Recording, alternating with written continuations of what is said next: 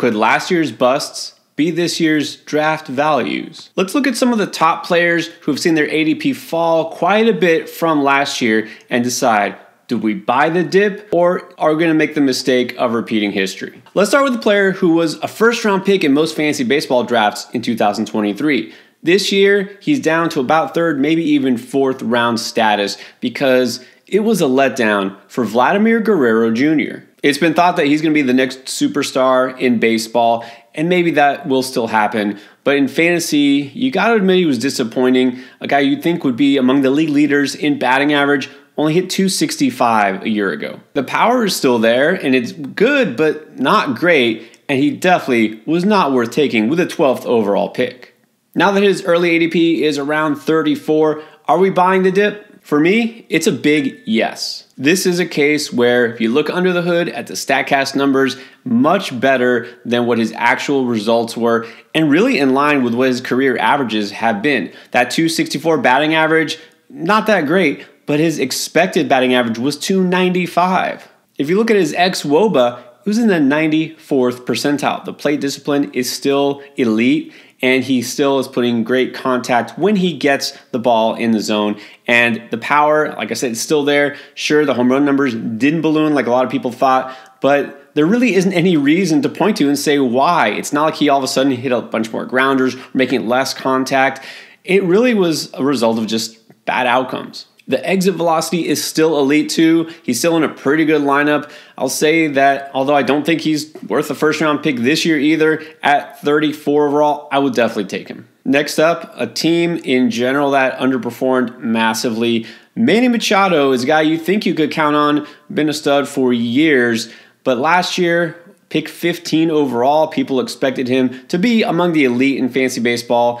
Didn't quite happen. That whole season was basically a disaster for the Padres. And now, because of that, and because Juan Soto's not in that lineup anymore, we're seeing his ADP down to 70 overall. That seems like a big drop. So is this time to buy in on him? I'm actually going to go with no, because although that is a big difference from last year, and I do still think he is a superior talent, I don't feel like he's undraftable.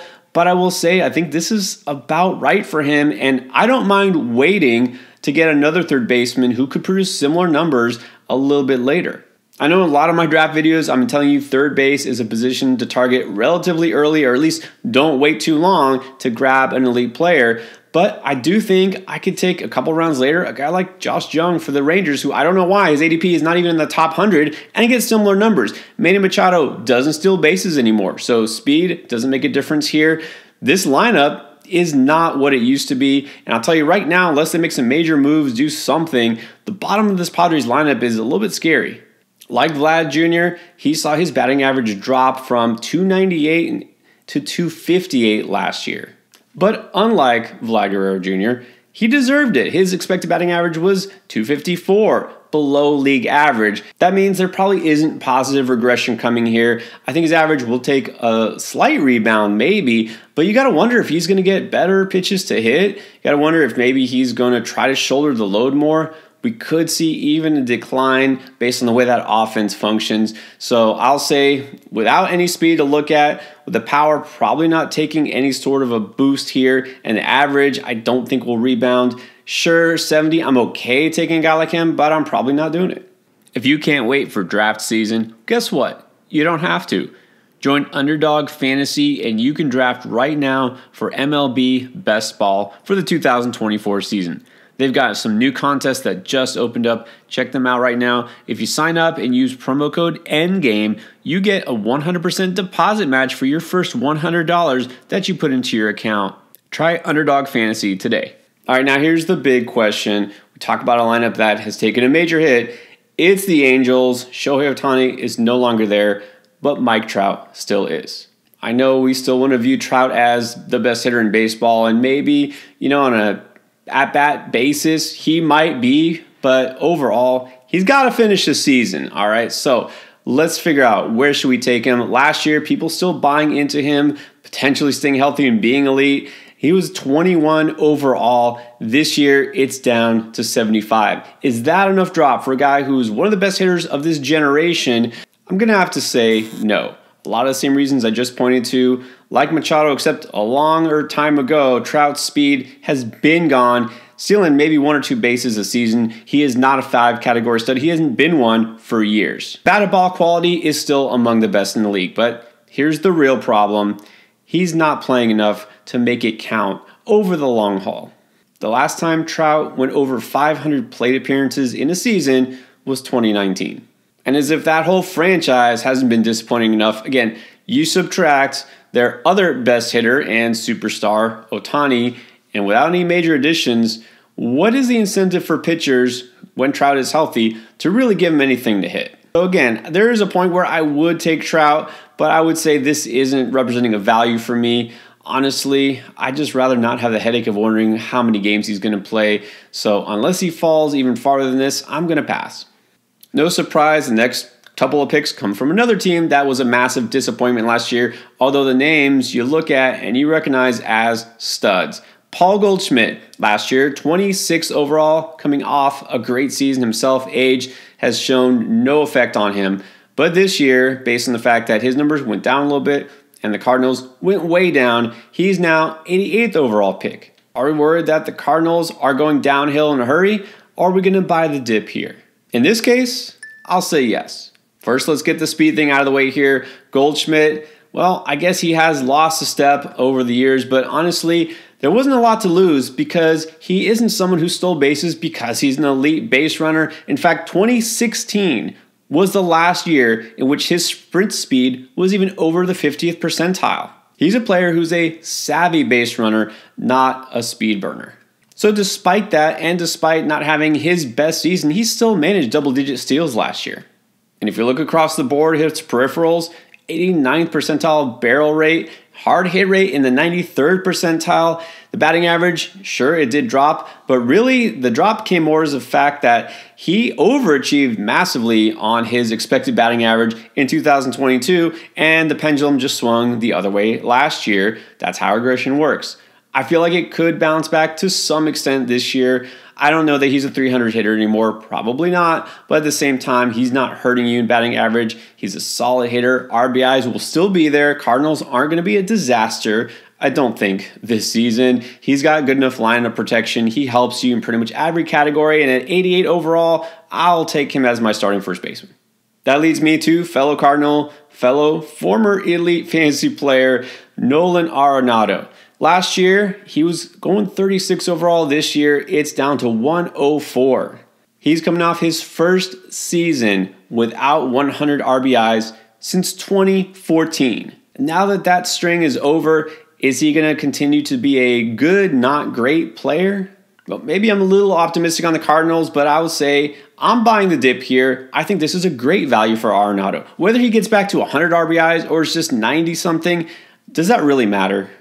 Look, last year he wound up with 26 home runs and 93 ribbies, and that's on a team that kept shuffling its lineup around, obviously underachieved big time. This year, at the very least, let's hope they have a little more continuity. We'll see, but if you can get a guy who is close to 30 and 100 outside of the top 100 overall picks, and again, this is a set-and-forget third baseman, a guy who at the very least, he's out there every day, no injury history here. Sure, he's not an elite fantasy asset anymore, but at this draft price, you get him along with some other players at his position that aren't sure things either. I will be glad to take a guy that I can put in my lineup and not worry about producing all season long. Now, a much less certain thing. Go back to the Blue Jays and let's talk about Dalton Varsho. Believe it or not, last year, he was going 41 overall, which seems insane now. But again, at the time, a lot of people thought that was perfectly reasonable, which is why that number was the way it was. It's pretty obvious no one's drafting him near there, but this year, as of right now, early ADP has him at 213 overall. That's a massive drop, so although we know he was a bust last year, is that low enough that you just consider him a screaming value at this point? No, actually I don't. Let's start with the obvious. The reason why he was valued so much is because he was eligible at catcher despite not playing catcher anymore. You have a guy who could help you potentially, hypothetically, across every category at the catcher position. So first of all, he doesn't have that anymore. He qualifies only as an outfielder, which is part of the reason why he's fallen so far in terms of draft price. And then the other obvious thing is that he didn't really help you at all last year if you had him. We knew batting average wouldn't be great, but this is a guy at this point now, after a couple years in the majors, is a career 229 hitter. So his batting average is actively hurting you in fantasy. And sure, 16 stolen bases is good, but really for last year, when we saw the most stolen bases across the majors since 1989, was that really a needle mover for you? I don't think so. The power was okay, hitting now probably lower in that order after not doing so well last year. He's really not going to have as many run and RBI opportunities. Really, there's no reason for me to think that I want a piece of Varsho because he's just kind of a mediocre outfielder with a modicum of speed, but I don't see the upside anymore. Cedric Mullins in Baltimore is a guy who has a lot more than just average speed, but is it still elite? And also, can he hold up over a season? Guy who was a fantasy stud a couple years ago, drafted 49th in 2023. He's seen his ADP drop to 150 overall. Is it time to buy the dip? Well, despite having a prime spot in that Baltimore lineup, I'm going to say no here too. Look, over his first 3 seasons as a major leaguer, he did post elite speed numbers, but last year we saw quite a drop. He's down to 68th percentile in sprint speed. You can blame injuries for part of it being in and out of the lineup, but that's also a concern for a guy who relies on his speed. Look, this is a player who's now 29, which, again, in baseball age, it's not too old, but for someone who relies mainly on his speed, it is something to note that the speed isn't elite anymore. Injuries have kind of piled up. And you know what? This Baltimore team has so much young talent on offense. They don't really have to put him out there every day, do they? But the main thing for me is now that we have a couple of years to look at on his resume, if you check all his numbers, that 2021 season is really a clear outlier. We're never going to see a season like that from him again. What they say is once you've had your career year, it doesn't happen again. So I really think what we looked at last year is pretty much exactly what I would expect this year. About 15 home runs, maybe 20 stolen bases, and an average in like the 230s, 240s. Is that something you really want to target with a starting outfielder? Maybe he's your third, fourth guy, but I would say I don't feel like this is a price where I'm going to jump at the chance to draft him. Does the same go for Eloy Jimenez of the White Sox? Injuries continue to hold him back from producing, but is it just injuries, or is he a guy who's never really going to experience a breakout? A lot of people were optimistic about him last year, myself included, which is why his ADP was 78 overall a year ago, and now it's all the way down to 231. Look, we've talked about a lot of disappointing offenses already. I think the White Sox have to be the top of that list, and they definitely don't look any better on paper this year. So, is it worth investing in Jimenez at that price? Sure. Look, I know he's had a hard time staying on the field, and maybe at some point you just say, what are we really investing in here in this White Sox offense? But 231, this is like your last pick. Absolutely, I'll take a chance on him. This is a player who's still in his prime at 27, and he relies on his power, not so much his speed. He still has that power. And one positive thing to look at is the fact that he's actually improved his strikeout rate every year in the majors. That number was down to 19% last year, and for a slugger, that's actually really good. Look, maybe he won't lead the majors in home runs like someone may have predicted a year ago, but hey, at this point, this is exactly the type of flyer you take in the later rounds, a guy who has massive upside. Sure, there's risk because, 456 at-bats is the most that he has ever played since 2019. That's what he did last year. Maybe he does something a little bit better there, but even if he only gives you a partial season, at least you can squeeze some production out of him. How about another old injured outfielder who's lost a step? Starling Marte for, yes, the massively disappointing Mets.